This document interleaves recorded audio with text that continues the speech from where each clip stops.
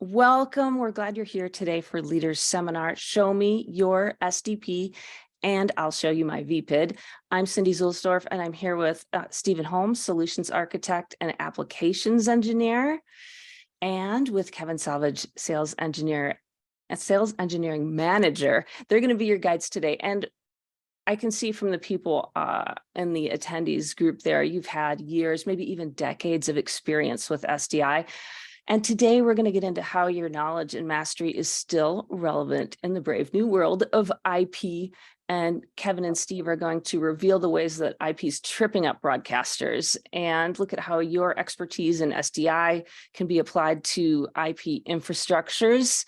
And they're going to tell you how you could, if you want to, stop thinking of SDP as sneaky, difficult, and problematic, and instead go with simple, detailed, and problem solving. So over to you, Kevin and Steve. Cindy, thank you very much. So Steve, it was great to see everybody in Amsterdam at IBC, which now seems like a lifetime ago. Most definitely. Yeah, it was a lot of fun. Saw a lot of great customers. Yeah. And one of the things I picked up, and I think you did as well, is that, you know, we've got a vast wealth of knowledge from, in some cases, over 30 years of SDI video. And it's relevant in this brave new world of IP, isn't it? You know, the knowledge we've accrued is going to help us start to fault find these new systems. Most definitely. Yep, there's a lot of crossover between the two.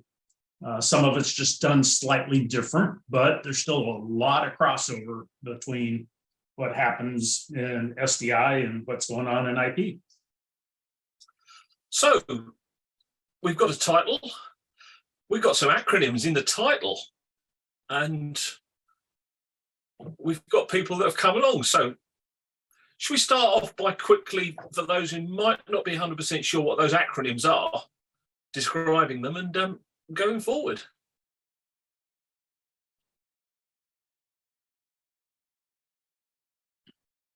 So VPID. We've dealt with the VPID, which is the SMPTE ST2110 payload ID. This has been around for decades. It is a 4-byte payload that sits in the horizontal interval and defines what the SDI payload actually is. Gives us the frame rate, picture size, and other details, and whether it's RGB or ICDCR, and how things are coming into us via the SDI. So the device knows how to set up and display the picture correctly. Then in the world of SDI, or excuse me, IP, we now have the SDP, which is the Session Description Protocol, which is a file that is sent down for the IP, and it has all of the VPID data in it, but it also has all of the connection data in it for the multicast. Tells us how to connect to the multicast, what the multicast address is going to be. Also provides for one-for-one protection with a red-blue network and how to join all of those streams. But it does contain the same data in it also that the VPID would provide for us. So then we go on to where is the video placed? And these are more, or excuse me, where is the data placed? These are more SDI type explanations. So we have what we commonly call the HANC, the horizontal ancillary data space, which is where we also embed the audio. It's at the end of the video, and we can place data in the horizontal interval But we also have the VANC, which is the vertical interval, that section of data that sits above the picture. And we have the vertical interval ancillary data space. So when we deal with IP and we send the data, we will specify, if you were to make this back into SDI again, this is where you would place this data within either the horizontal interval or within the vertical interval. Because this is probably a good point, because obviously with IP video, we're only actually moving the active picture. There is no blanking. There is no vertical interval.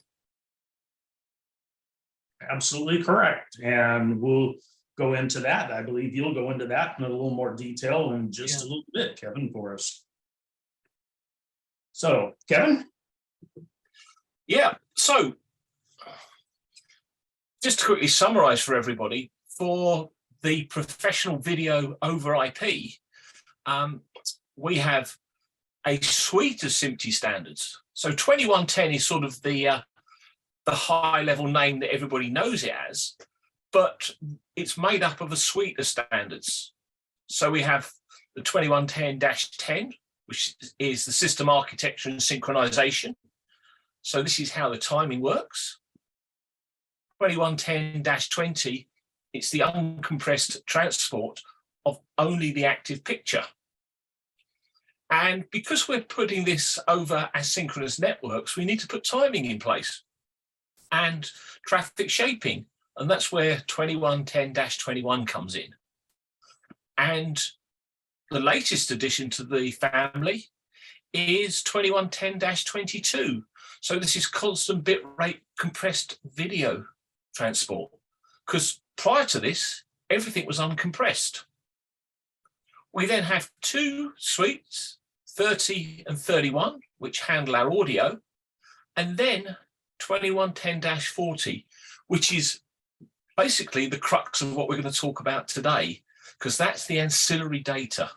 So to save us on the number of words we use, you'll frequently hear people refer to -20, -30, and -40.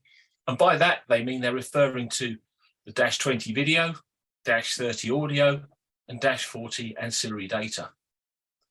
As I said, today, we're predominantly going to focus on the -20, uncompressed video transport, and -40, the transport of ancillary data. Thank you, Kevin.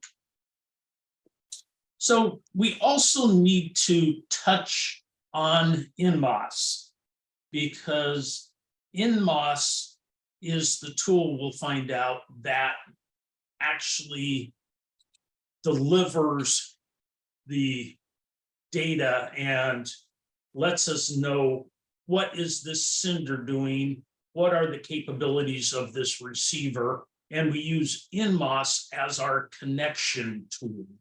One of the things that when they created the 2110 suite, they really didn't define how do you control and manage this.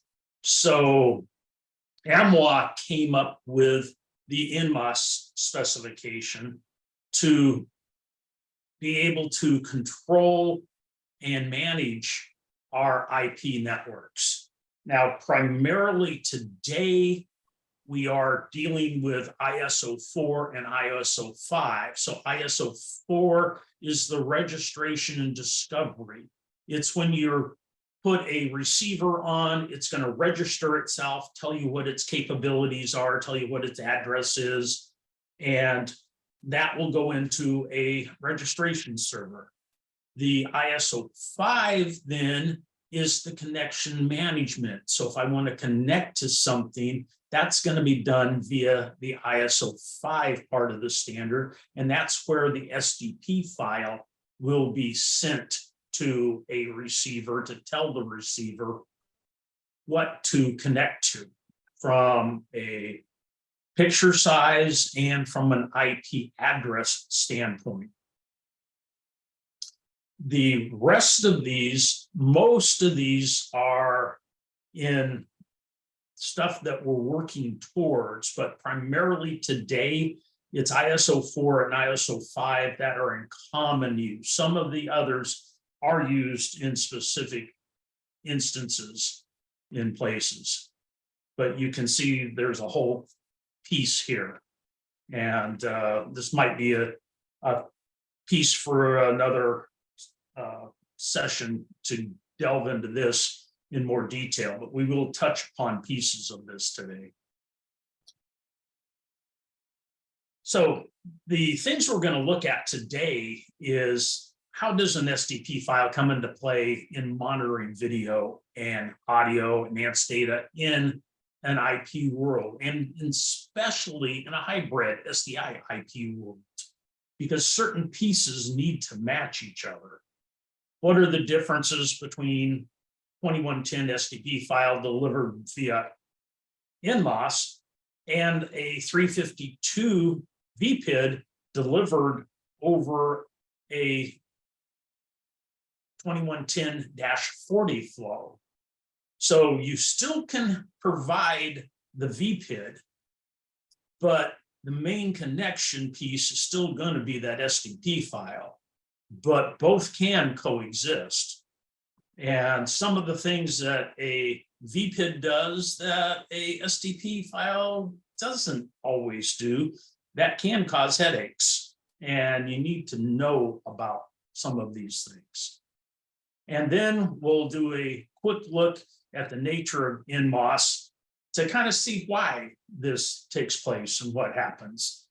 And then we'll do a quick look at an overview of the 352 payload and NMOS, the interaction between these two, and what may be or may not be happening with these guys. We better crack on with it then. Yes, Kevin.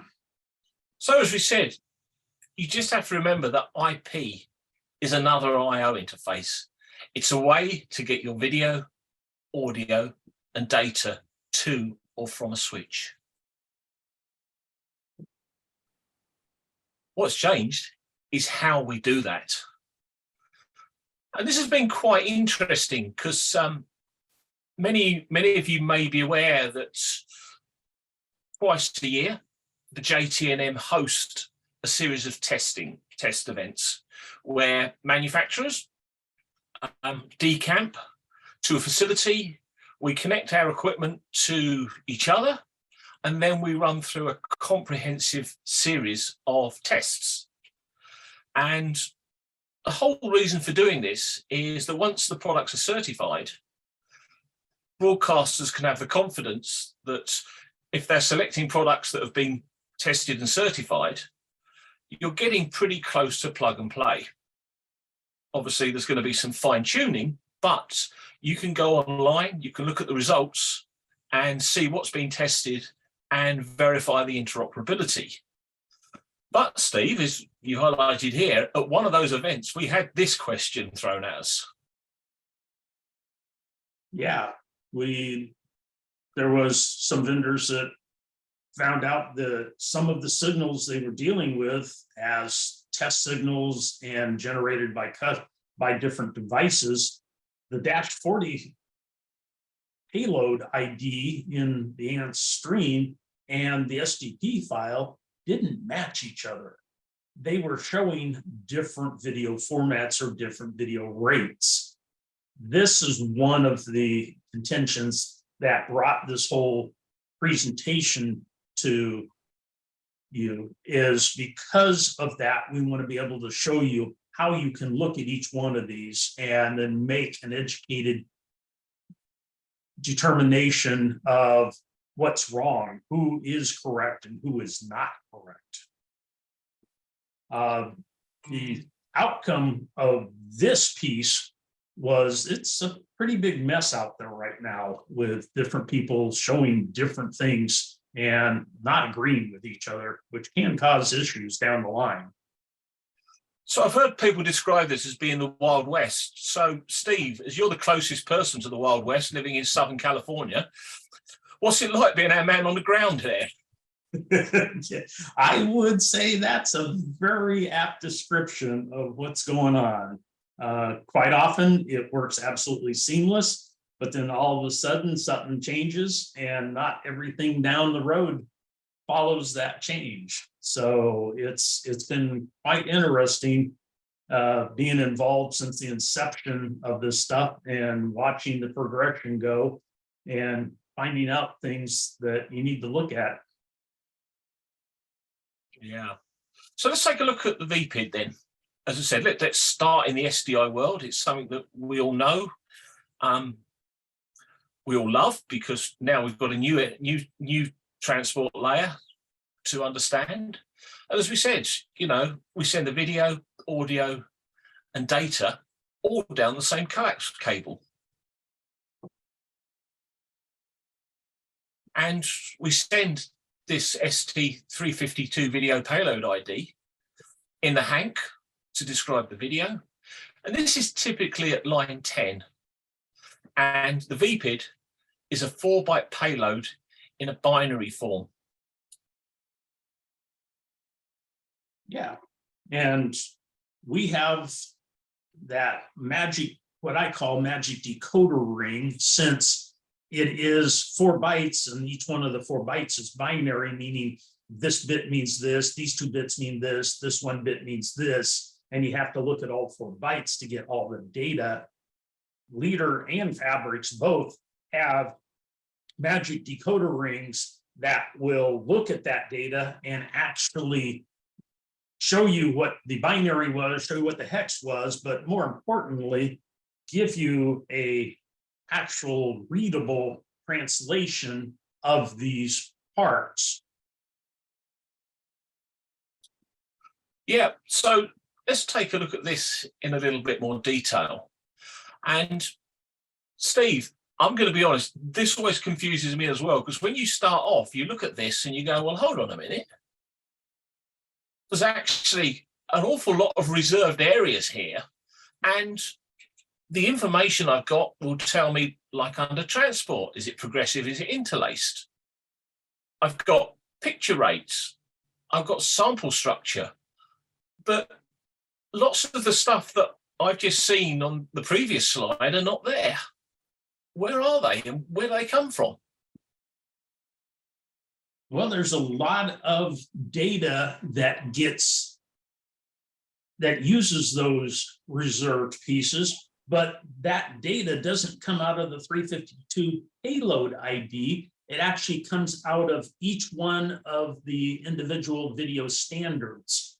And they use those reserved places to convey this data. So here you can see that in the user data word 2, bits 4 and 5 are going to tell you if it is SDR, HLG, PQ. Bits 4 and 5 of word data, user data word 3 is going to tell you, okay, is it 709? Is it, UHD TV? What is it? What are the parameters of this? And some of these fields will change per the standard you're viewing. So it gets a little confusing because you have to look not only at the 352 standard, but you have to look at the video standard. And then the video standard will say, this is what the 352 payload ID will look like for this rate. Right. But as we showed earlier, fortunately, both the Leader and Fabrics products decode this and present it in a simplistic, easy to understand format. And here we have it. So on the left side, you can see here that we have a 1.485 gigabit, 1.5 gig, 1080i format, tells us transport structures interlaced, picture structures interlaced. And on the right-hand side, we've got our 3G, so 1080p, and it's telling us that it is 3 gigabits, and the transport structure is progressive and the picture structure progressive. And it tells you the, the picture rates and several other aspects of this, but makes it very nice and very easy to read.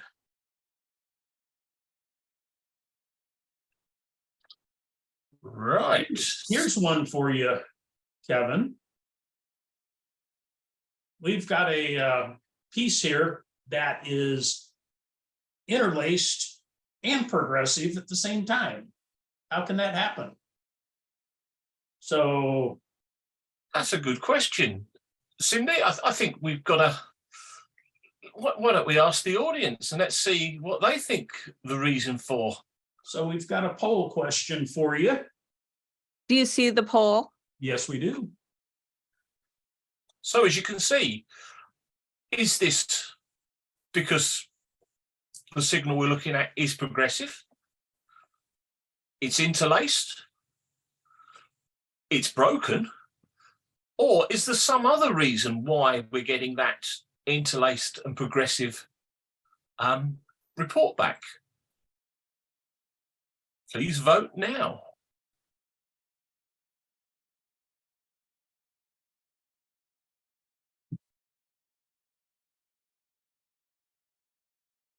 Almost everyone has voted. Just a few more people.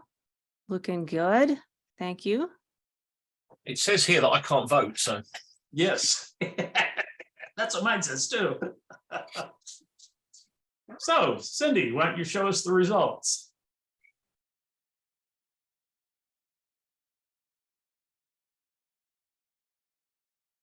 Okay, some people are saying it's progressive. 17% says progressive and interlaced. 10% of you say it's broken, and 55% say that it is something else. And I'll go along with that something else, because what it is it's actually PSF, which is a picture progressive structure, but it's sent as if it was interlaced because of the low frame rate, so that the picture won't flutter on the screen when you actually view it on a monitor.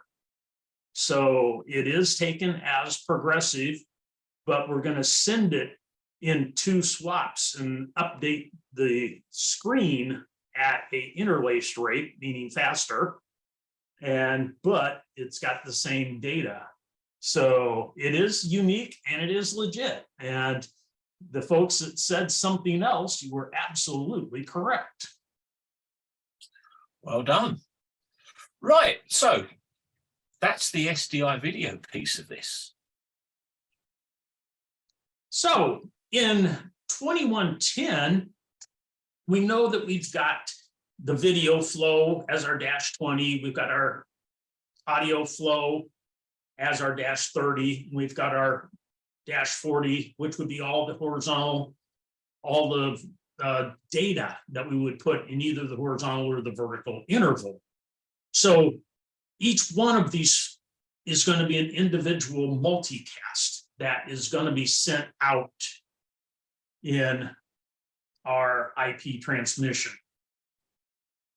So in the transmission, since we are sending an SDP file, the SDP file tells us everything about the video. There is no need for the 352 in a 2110 system. The SDP file takes the place of that.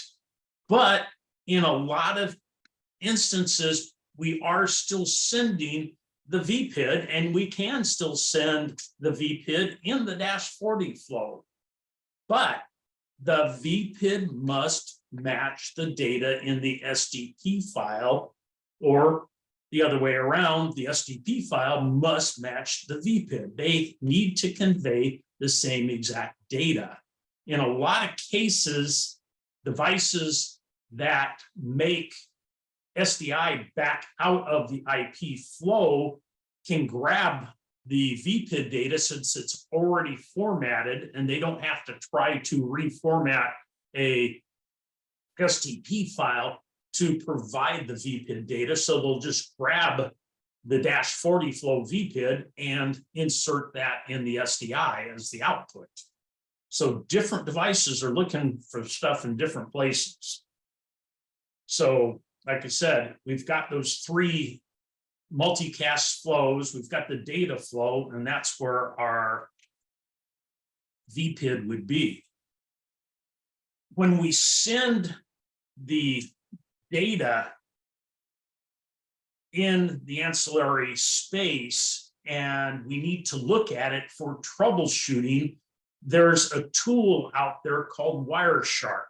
And Wireshark provides a digital capture of a IP flow and then allows us to look at that flow and look at the data that's in that flow. There are dissectors that have been put together. And what a dissector is basically a translator that will take the parts of different flows, in this case, the -40 flow, and turn it into human readable and let us see what's going on. So we can see here that our horizontal offset is actually 1288 bytes. So 1288 pixels over. What this means, and if you notice my drawing here, we almost always show the horizontal interval on the left side of the picture, when in reality, the horizontal interval is actually at the right-hand side. The horizontal interval happens at the end of a picture line. Packet 0, pixel 0 is on the left-hand side. So the horizontal interval starts on the right-hand side. So in this case, this is time code. And so the DID is 60, the SDID here is 60, and it's ancillary time code. So those are the types of things that the dissector helps us look at. And then the dissector will tell us here with the equal signs where it has broken things out in the human readable form that it is going to come in on line 9 if you were to put this back into an SDI flow, and its horizontal offset should be 1288 pixels later. That happens to be the first pixel of a line in 720p. So in 720p, the first horizontal pixel is 1288 bytes in. In 1080, it's 1928 bytes in if it's going to go in the horizontal interval. Otherwise, the horizontal offset is going to say 0 to tell you that it goes into the vertical interval and happens over on the far left-hand side. So we can also send multiple packets in the -40 flow. So in this case, it was sending the DID of 80 and an SDID of 05, which is a packet marked for deletion. And then the second packet was 4105, which was the AFD packet. You can, if you look at it, you can click on the packets and they will expand to be able to show you all of the data and the same data I was just talking about. So in this case, you can see it says it once, if you were to put this data back into SDI, you would put it on line 12, and the 80 by 05 would be an offset of 0, meaning it's the first vertical interval packet, and the 4105, which is the AFD bar, is the second packet. So it's got an offset of 15 when you include all of the headers and tails on the packets. That's going to be the packet right after what we put in on line 12. So it tells you it's got a data count. Both of them have a data count of 8 bytes. And these are the types of things that you would want to be able to look at to make sure the data in your IP flow is going to be in the correct locations. here is a offset of 2000. Because in the horizontal interval, we have the audio, we can put data in front of the audio, or we can put data behind the audio. So in this case, the ADF, which is the ancillary data flag here, these 3 bytes, which is my 000, 3FF, 3FF, and then I've got 6060, which is my ancillary time code. In this case, they're putting the time code after the audio at sample 2000. Otherwise, it would be, as we viewed back here, it would be at 1928 on 1080. So we can then look at this data that is set up and view it in SDI and make sure that everything has come up as far as the sequence and the payload identifier is on line 9, the horizontal offset of 1928, which means it's the first packet, because the standard says, doesn't give you the line that it should be on, but tells you that it should be in the horizontal and should be the very first packet in the horizontal interval.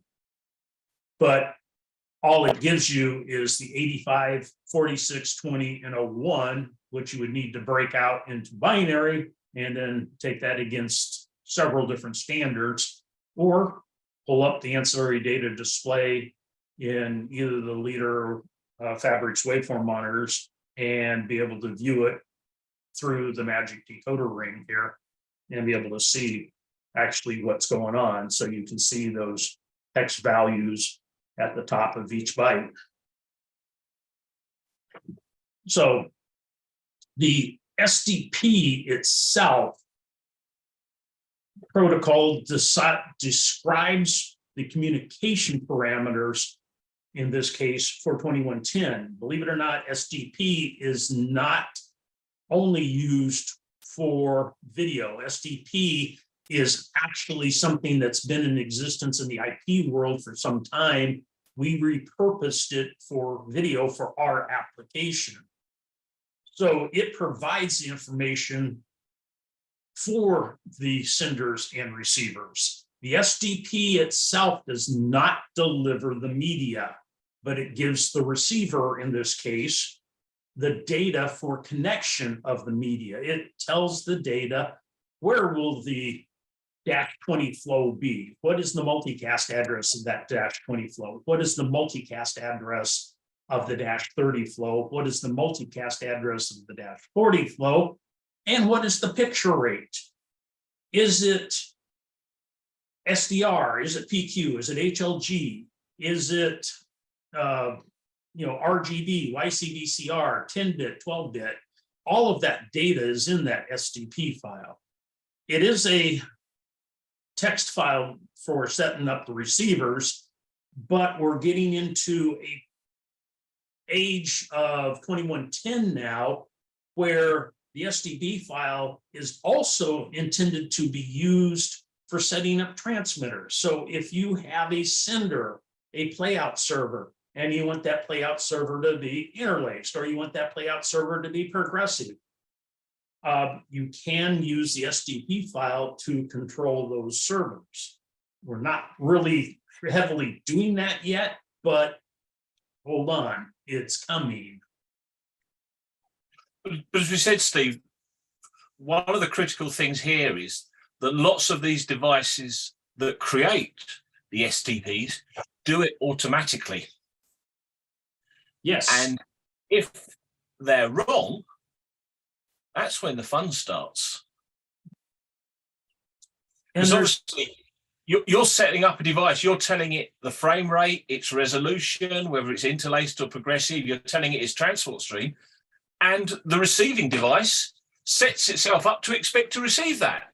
And if it doesn't receive it, some devices may have a go and sort of the picture will flash and bang and look generally uncomfortable, but some will just completely blank you. That's absolutely correct. And you need to know where to go to look to see what's been sent. So as you can see here in the middle here, it is telling me the sample, it's YCDCR 422. It is 1920 by 1080. It is 10 bits. The frame rate is 60,000 divided by 1001, i.e. 5994. The color imagery is 709. It is SDR. And if you don't see interlaced in the rest of this piece here, it is progressive. So you can put the node in and say progressive, but if you leave out interlaced or progressive, it is progressive by default. So to be interlaced, it has to say interlaced in the SDP file. But if you notice up here, it is telling us the multicast we're going to connect to. It's going to tell us the packet type that we've described, 96, 97, 100, whatever it happens to be, because the packet type is an user definable field from 96 to 127.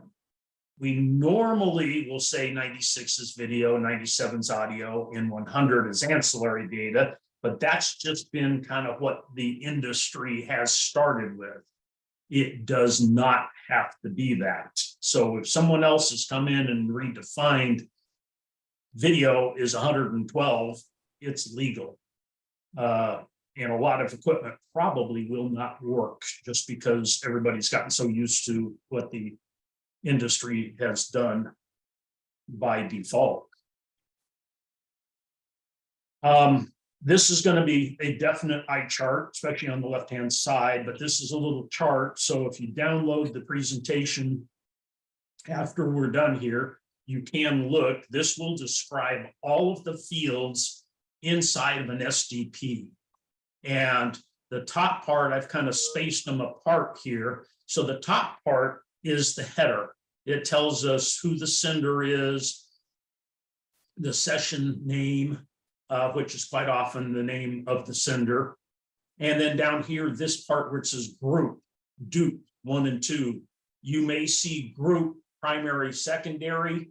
It could say dupe red, blue. It could say dupe 1, 2. Those are going to define the two flows that are going to go down what we typically call our red network and our blue network. It's not really primary, secondary, because you don't just lie on one and don't use the other. The packet picker is picking between these two streams constantly. So, but it tells you all of that data here. And at the bottom, this mid colon 1 is telling us this is my first flow. Mid colon 2 is my second defined flow. So you might see some of my captures in here, say primary, secondary. I've started putting in my own red and blue, and it works absolutely fine. So here is that same sampling rate. And the other thing we need to make sure is that both of these streams, they have to have different IP addresses, but they have to be the exact same data, and they have to be perfectly in time with each other. Otherwise, you're going to get really strange results on the picture. Because like I said, the packet picker is just looking at the first packet that showed up. That's the packet that's going to go out. So if the blue network showed up first, that's the packet that's going to go out. The red network packet showed up first, that's the packet that's going to go out the door. So as we said, we use NMOS to control these SDP files and control what goes on. So we've got a registration service, an RDS, that connects to nodes, the end devices. The registration device holds the SDP file that was generated by the node. And there is a courier service that makes all this available to the end devices that are going to control this, the customer's control system. So the SDP has all of that data in it. So if we kind of look at a really big picture, then I'll break some of these pieces down real fast for us. Here on the top right-hand corner here is the user control system, these two boxes. It's got the interfaces to either computer terminals, router panels or switchers, things like that, that are going to communicate with the interface server. The interface server is going to communicate with the admin server, which is going to talk to the various pieces underneath of it. And then we have the registry server over here. We've got senders, receivers, the network. So if we kind of look at how this is structured. So in NMOS, a node is the host for one or more devices. So in this case, I've got a node here. Inside of this node is this device. Inside of that device, maybe senders, maybe receivers. So I've got two nodes, I've got two devices and multiple senders, multiple receivers that belong to one or the other node here. So a device represents logical block or functionality, and the devices are used to represent logical things. The logical things are, in this case, senders and receivers.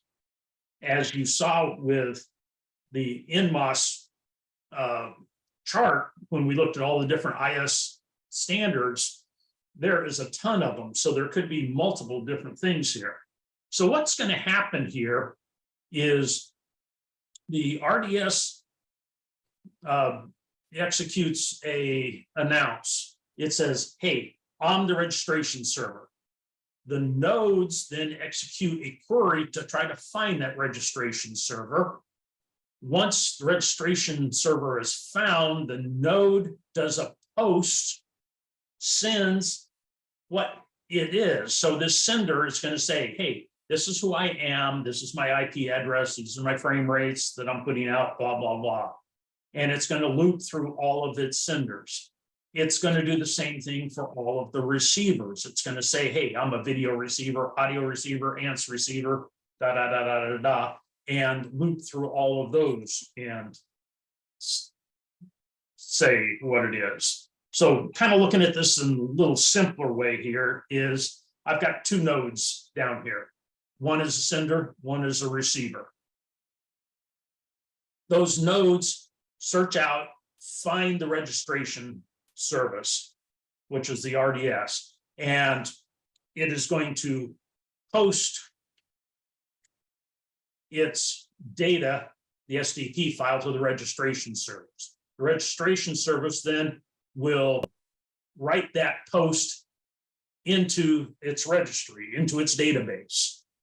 It will make that data available in the query service. And the query service is what the external devices then will look at to find out about these nodes and when it wants to turn around and send data to them. So if you hook up the vendor control equipment here, that interface server, the NMOS admin server, it's going to connect to the query server and get the data from the query server of everything that has been registered in the system. And it's going to build a table. That table can be all that's needed really to set up a router panel. It's going to give you all the source data. It's going to give you all the destination data. So then all we need to do is deal with that. So the admin server here reads what's in there. Based on that data, it can completely fill everything that's needed for this router panel. And you can do a source destination take.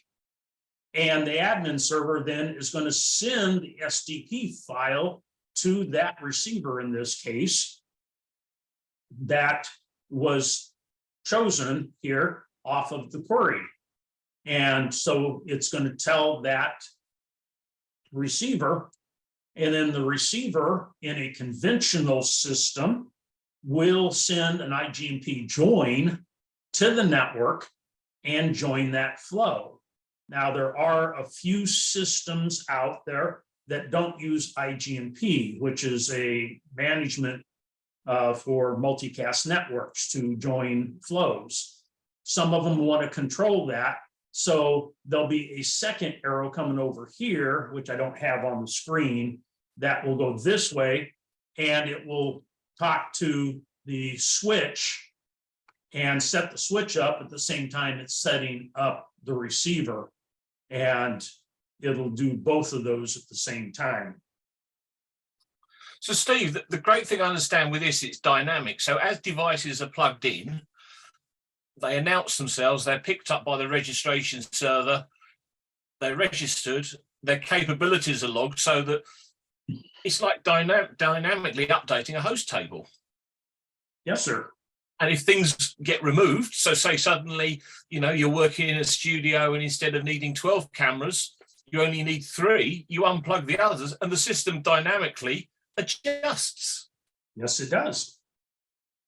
So the query table will be updated. But that also brings us to a possible issue.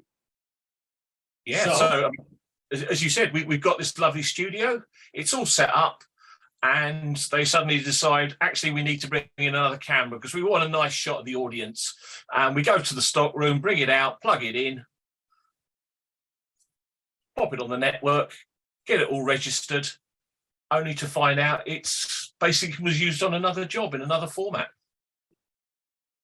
Absolutely correct. So this is something very similar to this. I've got a sender. It is putting out 1080p. But all of a sudden,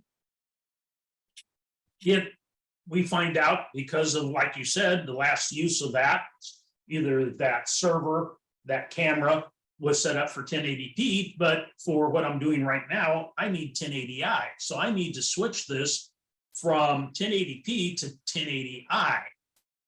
So the original registration SDP file sent up to the registry was a 1080p registration.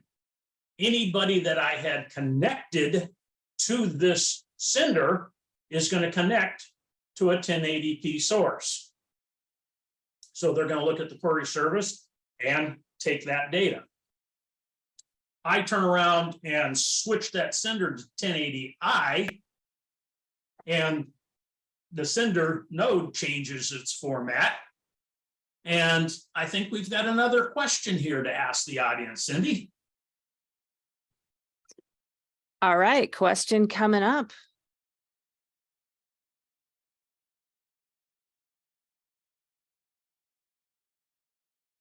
And thank you for putting your questions in the chat. So if you've got other questions for Kevin and Steve, bring them on. We're going to have a QA at the end. And yeah, do you see the poll right now? Looks like you do.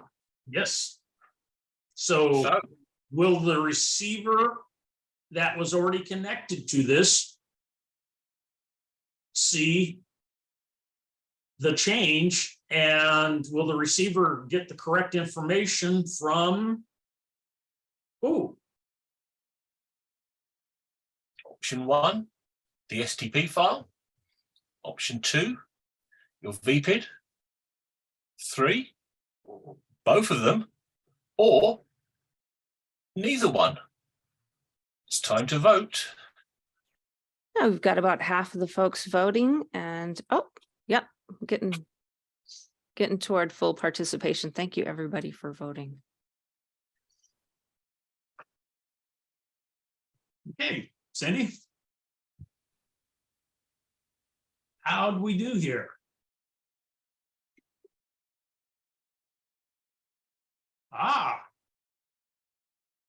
So most people think the VPID is going to give the correct data to the receiver. Some 15% think the VPID, 33% say it's going to be just completely, as Kevin said, the Wild Wild West, basically broke, and neither one's going to have the right stuff. So that's somebody's got to manually go and change it. Yes. So let's take a peek at typically what happens in this case. So the sender is going to send that new SDP file to the registry service. The registration service is going to send it into the registry database. It's going to make that available to the query service, and it's going to sit there in the courier, because the courier is a device that gets pulled from external devices. It does not forward data out. So all of the receivers that connected to this device when it was 1080p are still going to be expecting 1080p data, because their first SDP file, when they connected, it was 1080p. The change has taken place. Everybody would need to do a new take, source destination take, in order to get the new SDP file. The chances are, this is where things get kind of weird, is that the -40 flow, since the -40 flow goes and the IP addresses haven't changed, most likely all of the receivers -40 flow with the VPID data in there would most likely be correct and have the correct data sitting in them. So very unique things can happen with all of this. And this is one of the gotchas I was kind of talking about, is that the systems that I've dealt with, I'm not saying they're all this way, but all the systems I've dealt with is this exact situation. I've run into it many times, especially guys setting up a truck. He sets up the truck, puts all his cameras out. The last use of the cameras was a 1080p 2398 show. This, and so all the cameras come up, he connects, and he goes, oh yeah, this is a 1080p 5994 show, and resets all the cameras, and all of the devices fall on their face, and he has to go retake every single receiver he's got set up in order to get the truck set. I've seen this multiple times, and it is a little bit of a pain in the neck that I personally think the industry needs to address, that we need to maintain another database that will forward this data. So here's what would happen right here. Here is the actual data coming in. The waveform monitor was smart enough to be able to figure out that, hey, it got switched to interlaced. The SDP file is on the left, the -40 flow is on the right, so we can actually show you the equivalent out of both of them. The SDP file is still saying, hey, this is a progressive transport. The -40 flow, since it was part of the sender, changed when you changed the sender, and it went to interlaced. If this was going to a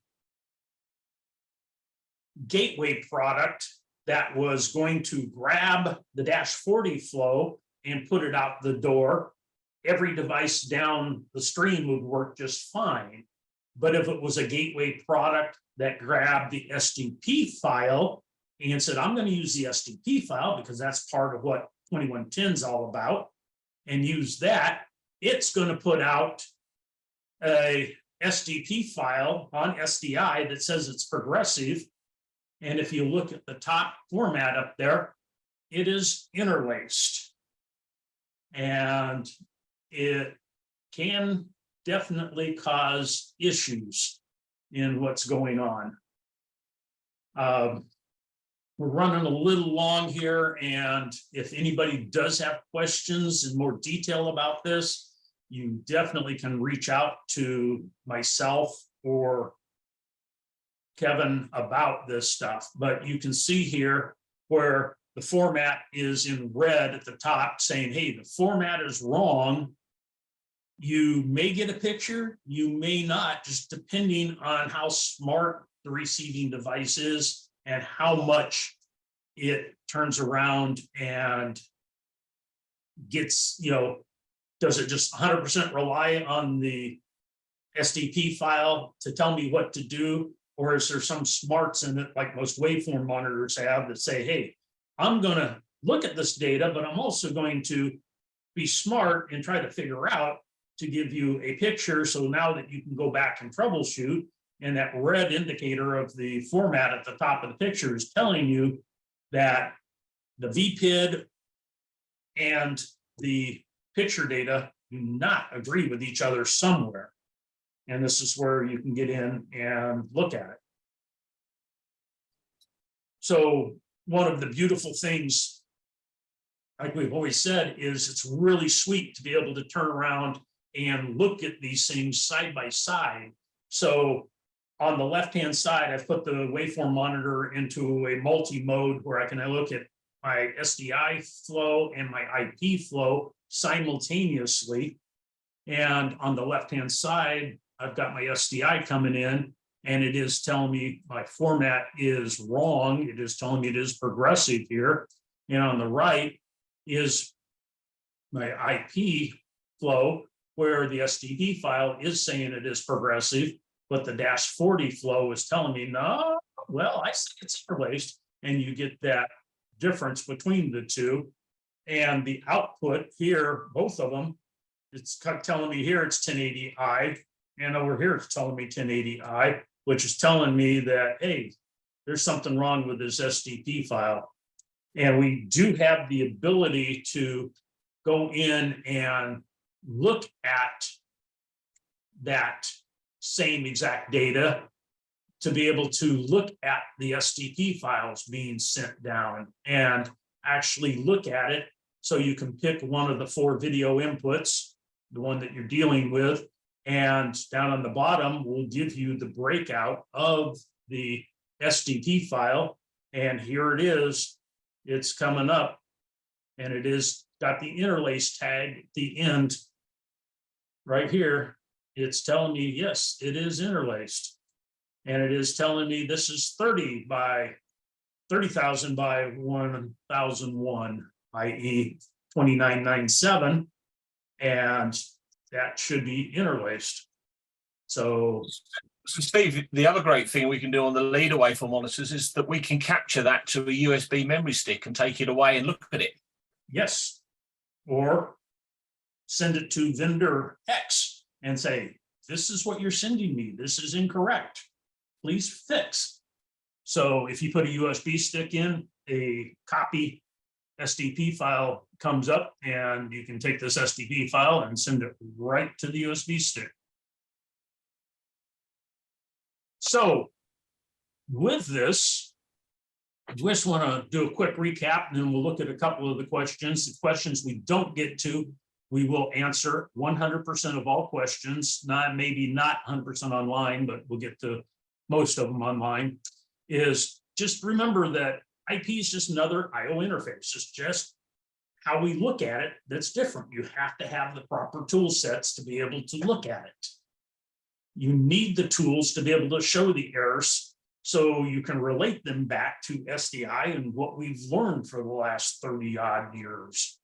So it also helps immensely to be able to see things side by side, looking at captions. One of the easiest ways to see captions are screwed up is view them on screen. You can view your SDI going into your gateway. You can view the IP output of your gateway and just physically look at them. It's super easy for your operators. They don't need to know anything about IP. So you need to be able to view the SDP file being delivered and be able to translate that into English so that you can look at it and be able to configure the screen so that you can view what you need to view for the job that you're currently doing. So that's great. So Cindy, I've been watching the traffic here. There's been some questions popping up and down. So let's bite the bullet. Let's go into them. All right, some questions. And if your question doesn't get answered, don't worry, we will circle back with you afterwards. So some of the questions we'll take offline. Here is a question. Not all the sources are encapsulating ST352, especially for interlace. What is the standard saying about VPID? Is it mandatory? In a 2110 system, it is not mandatory at all. Basically, 2110 says nothing about it. It is part of the ancillary data. They've made a path that you can send ancillary data. So it is legal to send a VPID. It's just 2110 is built around SDP files, not the VPID. But like I said, gateways and other devices that treat this as SDI and convert it back to SDI may need that VPID data. Thank you, Steve. Now, which SMPTE standards define the ST352 RSVD areas?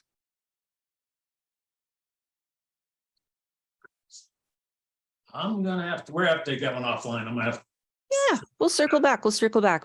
Here's another question that came up too. Are most current installations using IGMP or SDN for multicast routing?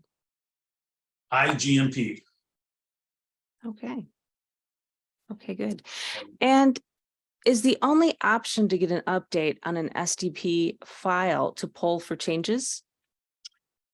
That's all I have seen. I'm not saying 100% of every system works that way, but that is basically how NMOS works. And that is what I have seen in every system I've been involved with. Got it. You were talking about taking a file onto a thumb drive. What product was that where you could get that SDP file and put it on a thumb drive? So that's both of the leader true hybrid IP and SDI waveform monitors and rasterizers. And so the 5600, which is the waveform monitor, and the 7600, which is the rasterizer. And both of those two products have exactly the same features and functionality.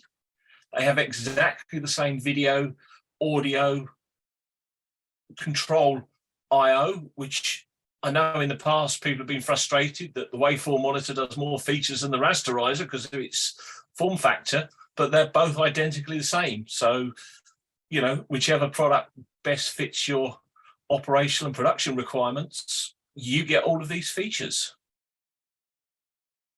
Nice. And I think that's all the questions right There's now. I know one you're going more, to just circle let me- back. Go ahead. There was a question from Paolo. Not all the sources are encapsulated in ST352, especially for interlaced formats. What standard is saying about VPID? Is it mandatory? I think we got that one. Did we get that one? Yeah. Yeah, so VPID is not even mentioned that I remember anywhere in the standards. The STD file is what is used to replace the VPID. And since the VPID is a ANTS data flow, you can send it in the -40 flow. And people are using it more and more. Because some people are just, their entire delivery, because they came out of the SDI world, are used to a VPID, and they don't work unless they get a VPID. So even though it's IP. Gotcha. And a There's an follow-up. interesting one just popped in. Saying, can the leader hybrid waveform monitors do a comparison of the SDP and VPID and provide an alarm? Should they be different? That would be outstanding. We can compare them. You know, right here is a comparison of the two. Alarm. No, we do not do that at this time. I think personally that would be an outstanding feature. I will bring it up to engineering, but at the moment we just allow you to see them side by side. SDP on the left and the -40 352 payload on the right. So yeah, I agree. It would be really sweet to have something say ink, ink, ink, that it's not the same. Excellent. Wonderful. Lovely. We'll have the replay available for everyone, and I'll pass back over to Kevin and Steve. So, as I said, thank you everybody for joining us today. Thank you to all those people we met at IBC and made suggestions about sessions that we should do. This was one that came out of several conversations at the show. If there are any other subjects that you're thinking, I'm sure those two guys must know something about that or can put together a show on it, drop us a line. There's no guarantee we'll do it, but if it interests us, we're sure it's going to interest other people out there. What the needs are out in the world. Yeah. So as Cindy said, the replay will be posted very shortly on both the Leader Europe and Leader Instruments YouTube channels. Some of our previous, well, all of our previous shows are up there. So if you're interested in PTP, it's in HDR, live production. There's a wealth of information on those sites. Go and have a look. If the subject you're looking for is not there, drop us a line and Steve and I'll put together a show for you. Everybody, have a great rest of your day, your evening, and we hope to see you in another presentation. Yeah. Thank you very much, everybody. Thanks a lot.